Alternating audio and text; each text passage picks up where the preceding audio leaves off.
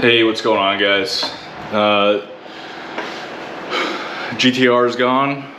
Should be out of the shop the next couple weeks. It's got the DCT underway, single turbo, a bunch of other stuff that I was advised to do with it. So in the meantime, I've gotten myself into a new hobby, which includes vapor honing.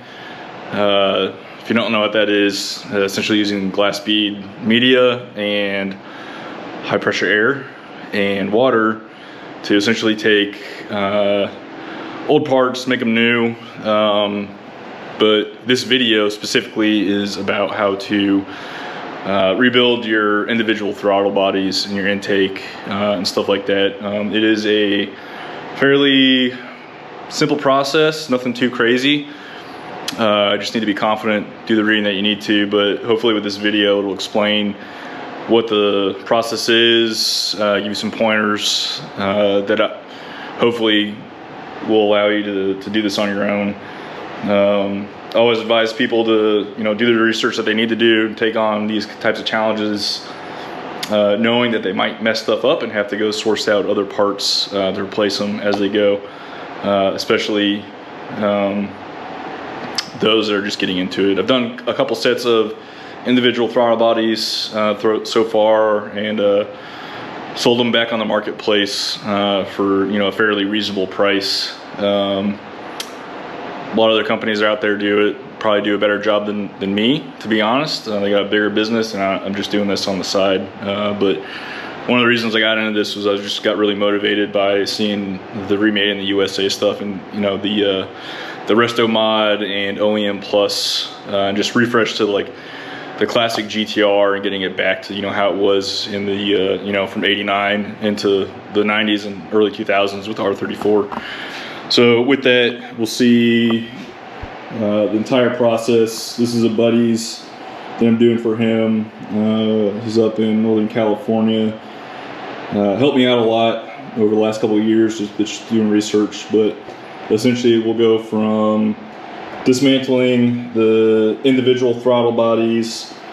I don't do any zinking myself. I outsource that to a guy here in Southern California, a small business owner. So I'm trying to get the small business guys involved. But we'll go from disassemble everything, down to individual parts to include the bearings that are in each side of these and on the throttle body bridge. Assuming that's what it's called. If I'm wrong, just let me know.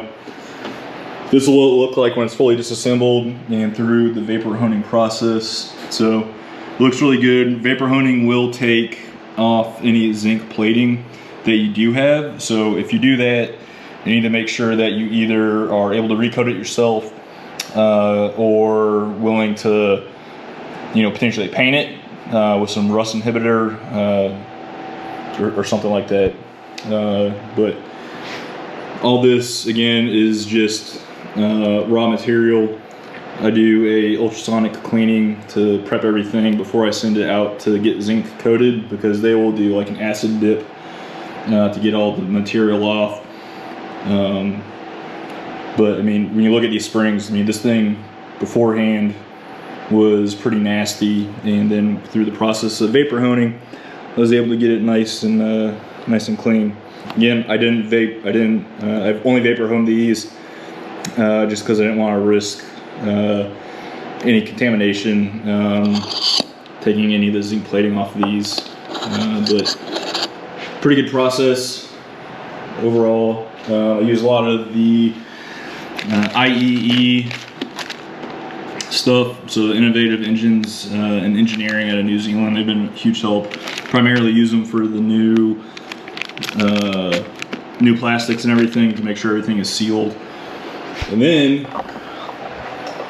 once we get it all done and reassemble everything back from the zinc coating, assembled, sealed with the the Tomei throttle coat, will end up looking something like this. Zinc coated, ready to go, resealed with the Tomei throttle coat. So I always try to make sure you keep the individual throttle bodies with the correct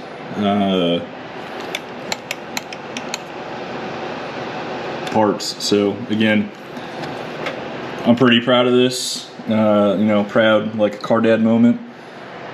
This will be going out to someone here in the next couple of weeks. We're just in talks right now. They're out on a business trip. So with that, let's go ahead and get started disassembling the first throttle body. I will give you some pointers with regards to what to do first.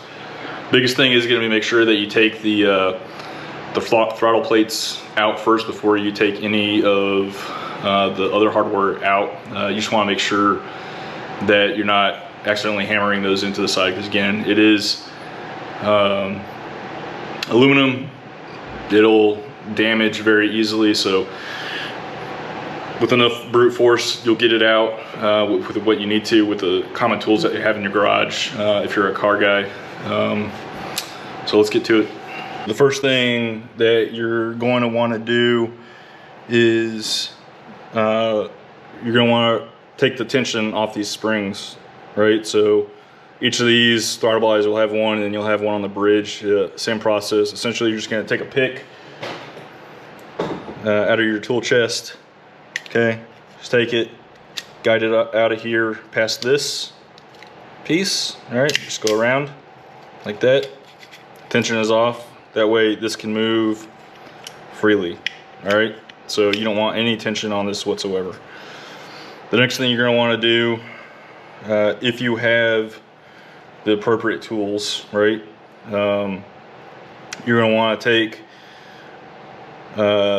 the nut and the lock washer in these plates and springs off this side, and then you want to take this bracket off this side as well. That'll allow you to lay everything flat on the bench, and you won't have this making it rotate, because what you're going to want to do a lot of times, these are after 30 plus years, they're going to be stuck in there pretty good. So you're going to want to use a like impact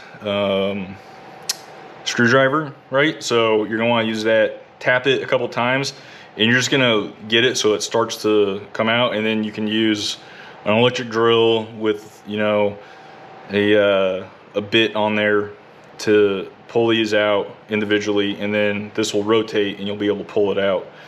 And then we'll do that. So we'll go and get this done. Save these, the dowels. You can either get them new, wash them up, do the same thing. Essentially, this is just to guide everything together. Don't touch this. Obviously, this is like a set screw, so you're gonna wanna make sure that when you return this and get everything done on the back end, everything is together and set properly, okay? So we'll go ahead and pull these dowels out with some wrenches, and then we'll get started with everything else. With this first piece, it is going to be an 12 millimeter nut. There's only a couple that require 10 in this whole process. But again, save the dowel on both sides. You don't want to lose these because it'll be a pain in the butt. I think they're like a couple, maybe like $5 a pop, but when you're just a lowly shade tree mechanic with a really expensive hobby, you don't want to lose these because they add up, right? So it's less time you have to being a single turbo, or if you're with like me, pursuing a dual clutch transmission. So as I go through this, I'm just going to talk to you guys, get this done. Again, I use an impact, right? I'm all about Harbor Freight. I know some people will hate on that. I like them purely for the return policy, because essentially it's no questions asked.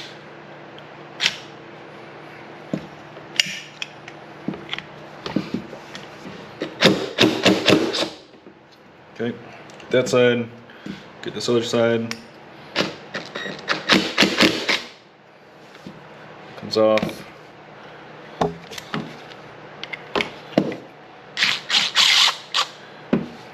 Come like that.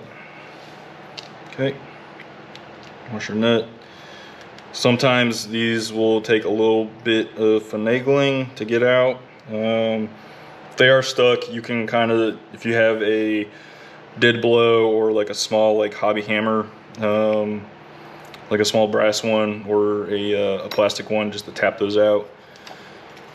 Do this side.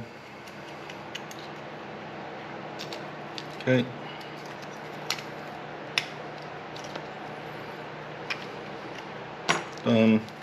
Pull this out. These plastics, old and brittle.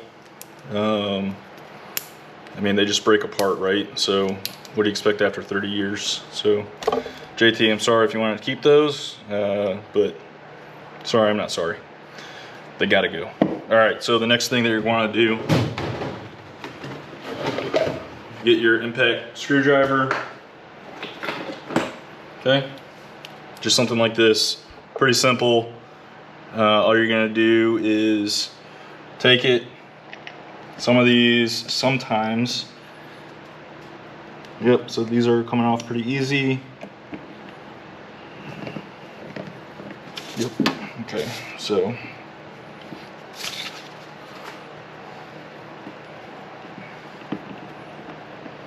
My goal is to not have to buy any new hardware with any of this stuff, because a lot of it is still good. Right, just Phillips head, metric screw. Okay, these will get re-zinced as well.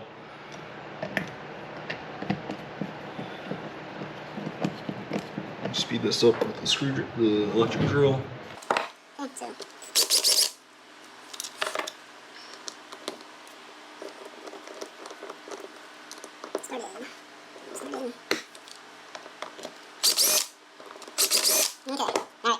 So now that the screws are out for these throttle plates, sometimes they will just slide out super easy, just grabbing hold of them, right?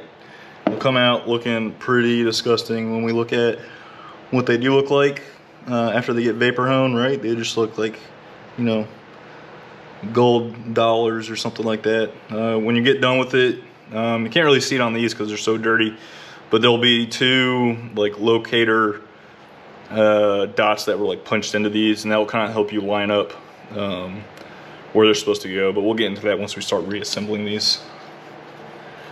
Okay, so now that that's out, right, moves around freely, and then what you're going to do, you're going to put this on top of your vise that you have in your garage, hopefully, or your friend's house, and you're just going to take, I use a brass punch, right? I used to build rifles as a hobby before I moved to Japan, and obviously I couldn't do that there, but I've got brass punches that I use to put on here, and then by using that and then hitting it out, you will drive out, one, this rod, but two, the old OEM seal along with this steel circle that presses down the bearing that's in there. So you'll press that out, you'll do it for both sides, and then you'll be left with just a bare throttle body, individual throttle body without anything. So again, big thing with this one, this is the front individual throttle body because it's got the vacuum line attached to it. All right, so getting into the next spot, right? You open up your vise just enough to allow to make contact just with the outer edge of the aluminum, right? So what that'll allow us to do is press out anything from the inside. Obviously for this part, we're replacing the rubber seal in there, but we will still reuse this seat along with the bearing, as long as they're still good in there. Obviously, you can rebuy the new bearings online from the actual company itself, but they are expensive for just being a bearing. You can probably get same, if not better ones, just directly off of eBay. When you look at these bearings, they're essentially the same. You look at the ratings and get something that's able to spin at higher speeds. But again, like when we talk about this, it's not spinning at a higher speed. It's literally just rotating 90 degrees. All right, so what we'll do, we'll open this up just a little bit. You want to make sure that you have enough room to push it out, okay? You can actually just open it up enough, okay? Just like that. Apply just a little bit of pressure to hold it in there, and then you're going to take a brass punch just like this. This comes from a set from Wheeler Engineering. I won't put a link in there. I'm not that smart for the description, but you can buy them off Amazon for fairly cheap. For a Prime member, you can probably get it within the next 24 hours if you're really rushed. But all you're going to do, again, brass punch, 4-pound motivator, right? So we'll motivate stuck things to be unstuck. And all you're gonna do, you're just gonna let the weight do the job, right? So with that, 2 light taps has already pushed this through, all right? And what that has allowed me to do is separate the first side, right? So with that, I can take this piece off. I can throw away this. You could probably still use it because these are actually really well made. However, whenever you're doing anything with seals, they're trying to either, keep pressure. So I'm gonna do another video about the power steering rack. We'll get into that in another video, but you want to make sure the seals are good because you don't want them to fail. All right, so you'll get this piece. Put this in the bag so we don't lose it. We'll take this, close it just a little bit, right? And you'll do the same thing. Again, you just want to persuade this to come loose, right? Just let the weight of the hammer do the job, okay? Done this with a bunch of bearings, okay? It will still spin free, no issues. Again, this is made of steel, it's not gonna hurt it if anyone's worried about that, okay? And then what we're gonna do, we're gonna use this, put it back inside the individual throttle body, and then we are going to press out the opposing side. Same thing, essentially what happens is because there's a slit in these, it'll slide in there. When it gets to this, it gets nice and tight, and it'll allow us to push out the other side. And then again, we'll have a dirty but clean ITB to work with. So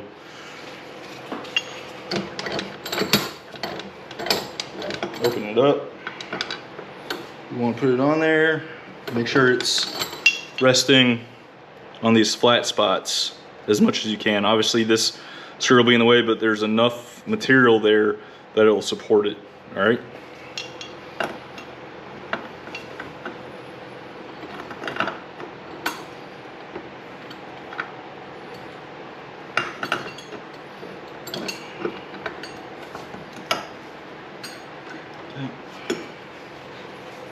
That through, you're just gonna drop it down through that.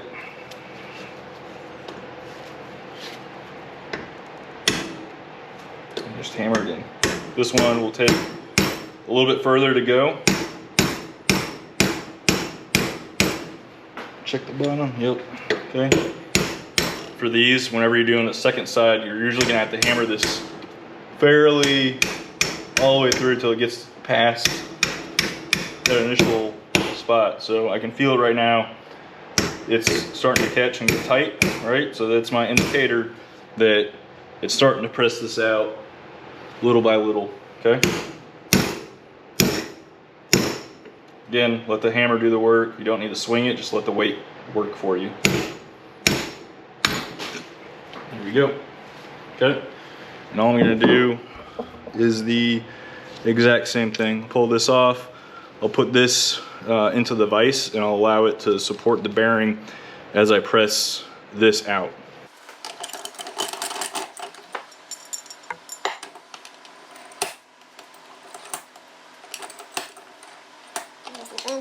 just monitor up the shaft at all.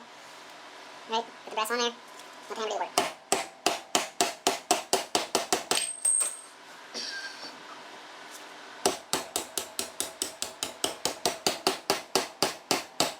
Okay, now that it's through, just tap it. And then you can pull it free. So bearing still moves very easily. Obviously I'll clean these up. I'm a big fan of being a dad, obviously. I'm a big fan of being a dad, but big fan of baby wipes. You know, when you got a little kid, everything is dirty, and you can just get some basic baby wipes and wipe this down, and essentially it'll take all of the gunk off, and it'll be not brand new, but still able to be used. Again, if you want to buy these offline, all you need to do is just Google search NSK 6000DU, and this bearing will pop up. You can confirm outer and inner diameter, and it will come up with the exact one that you need. All right, so for this next part, we'll be doing the bridge. What you're gonna have to do, you have to punch out these retaining clips. Pretty easy. Again, brass punch or even a steel punch for this specific one will be easy. What you're going to want to do, take the tension off the spring, right? Then you're going to take the nut off, punch these out, and then you're going to work this piece, right? So this is pretty nasty and corroded. So once we put this into the ultrasonic cleaner and blast it, it should come out looking pretty decent. There are 2 bearings and 2 caps on here, right? So this is the one that usually comes out, no issue whatsoever. I have never had luck getting this side out. So what I usually do, I'll tape this piece off when I go to vapor hone it to make sure I don't get any media in there, because obviously media creates friction and makes parts seize up. So with that, let's go ahead and get started with this piece. Again, 12mm impact. Come off. Okay, pretty easy.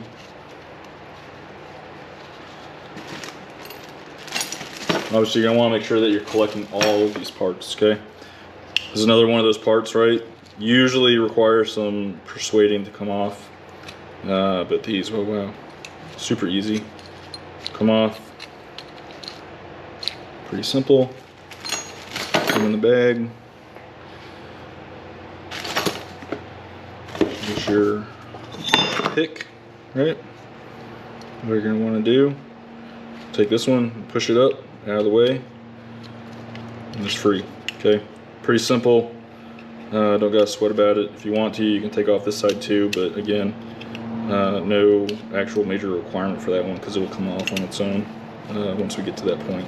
Okay, so with that, you won't need a 4-pound sledge to get these out. You can just get like a dead blow hammer, but you're gonna want a fairly small punch. This is a 1/16 punch, right? Sometimes they get bent, and all you need to do to get them back to being normal is just put them on the vise, get them back to being semi straight. Okay.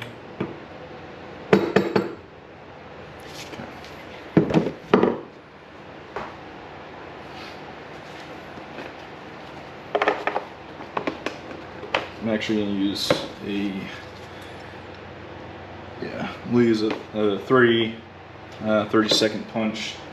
And what I use, inherited this from my old man, old Craftsman, just hammer, rubber, and then like a polyurethane one on that side. So all you're going to do, this one gets a little tricky because it's off balance, but all you're going to do, take it, line it up, and then you're just going to use the polyurethane side because it's harder than the rubber.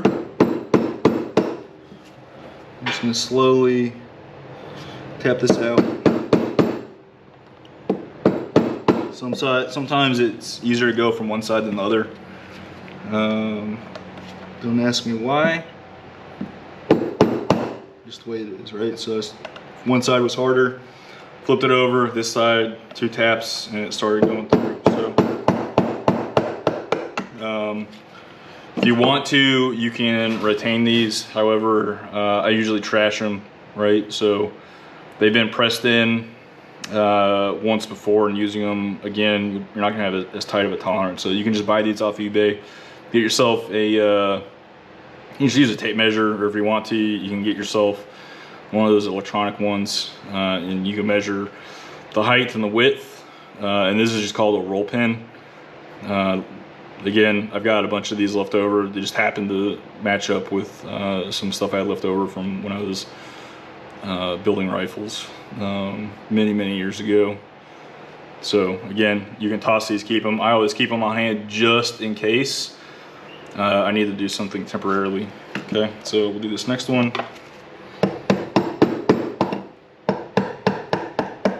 That one was easy. Okay. Pull that out. We'll do this one next.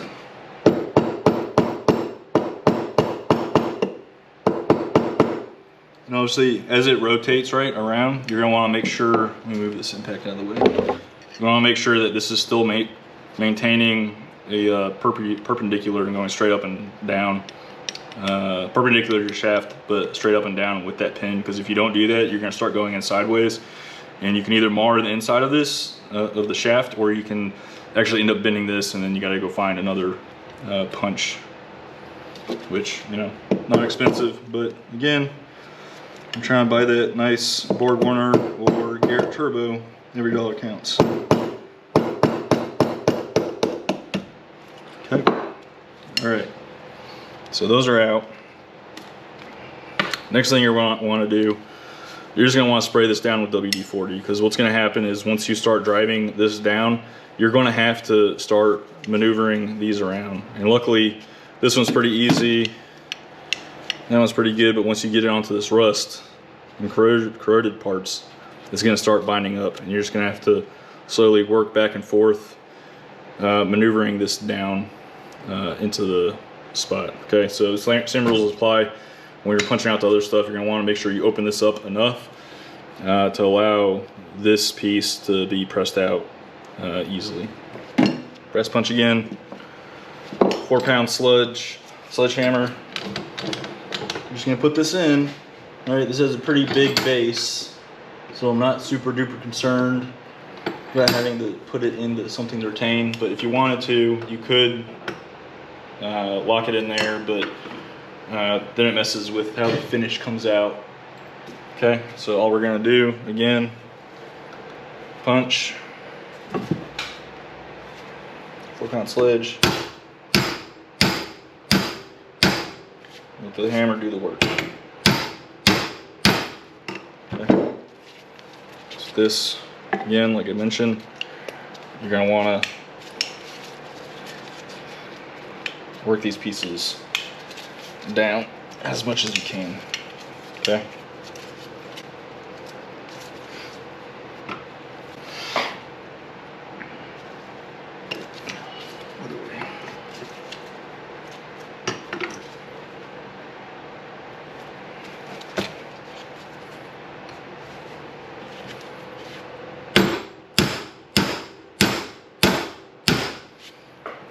Let the weight of the hammer do the work. Okay.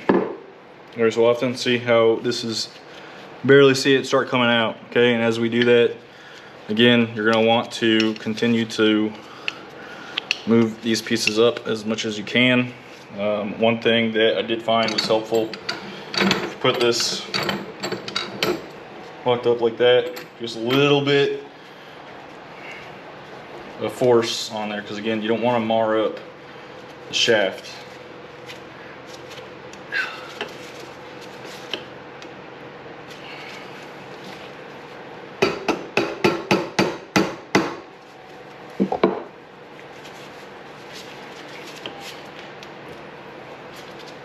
Again, you'll have to use some of this, because again, that corrosion is going to bind up on the interior of these different parts and just be a pain in the butt. Okay, so again, WD-40 in this instance is your friend. guy that owned this, bro, you should have, I don't know, save this. I don't know if this is lost in the ocean somewhere, or if your car was from Okinawa. If it was, yeah, that's Rust City right there. That place is crazy. Beautiful place if you ever get a chance to go to Okinawa.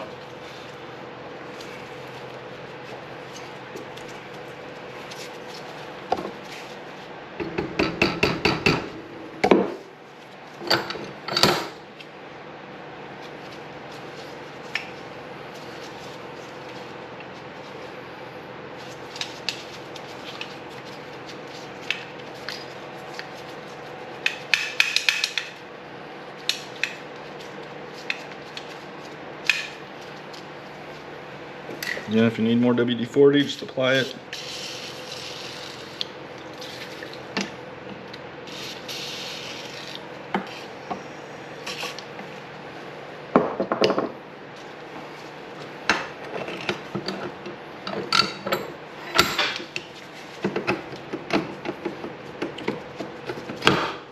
Oops.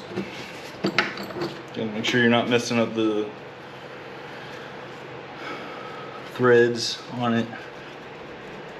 Okay, that WD-40 now. This part is starting to move down.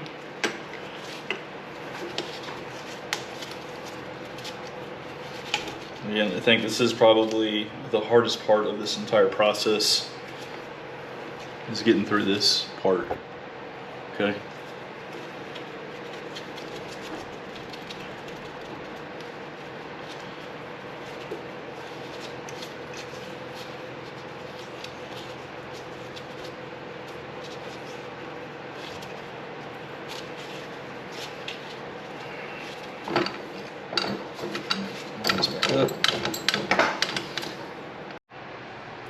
All right, so camera died.